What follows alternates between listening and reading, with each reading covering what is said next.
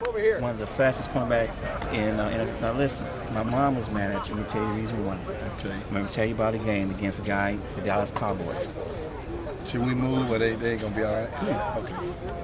Tell me about that situation you remember back when you ran down Tony Dorsett. He was breaking down the sideline. You came out of nowhere and grabbed him. Tell me about that. You still remember that? Well, that play was not as celebratory to me as it was to the fans.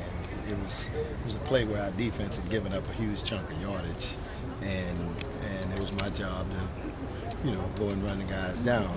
But what made it significant was not me, it was Tony Dorsett and his reputation.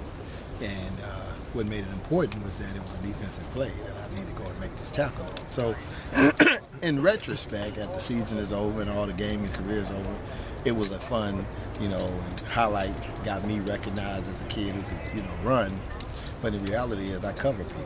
So I got in the Hall of Fame because I cover, but I got in the door because I run fast. So that's kind of neat. My son is doing the same thing.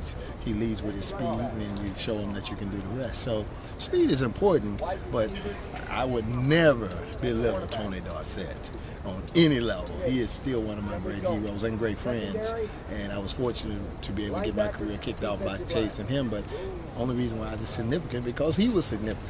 If it was you, nobody would have said anything. My last question. With today's rules for cornerbacks, I mean, the guys in your era, all skilled with these new rules they got out with 5 yards, do you think that 5 yards, as far as can't make contact with the receivers, in your experience, do you think that rule helped? Well, that rule is not new. The rule is... It's been around, but what I mean by this, before the old days, guys... Oh, in the old days, you can beat guys up all over now. Exactly. So now, my question to you, do you feel that took away some of the game, took away from the game from the defensive side and giving an extra 5 yards, or do you feel that it actually really didn't do much, in your opinion, from playing? Well, I didn't play the other side. I didn't play the other way, so I only know that way. And I think it's a good defensive strategy. I think it's a good rule. I have no problem with the rule. What the coaches teach and what they should teach is that the kid gets some work done between. That's what I talk about. Get some work done. Get some work done in those 5 yards. See what you can get done, and then go play football. So you don't see. Reason why it may be a negative is that you don't see anybody getting any work done. I.e. Ike Taylor in the game against Denver.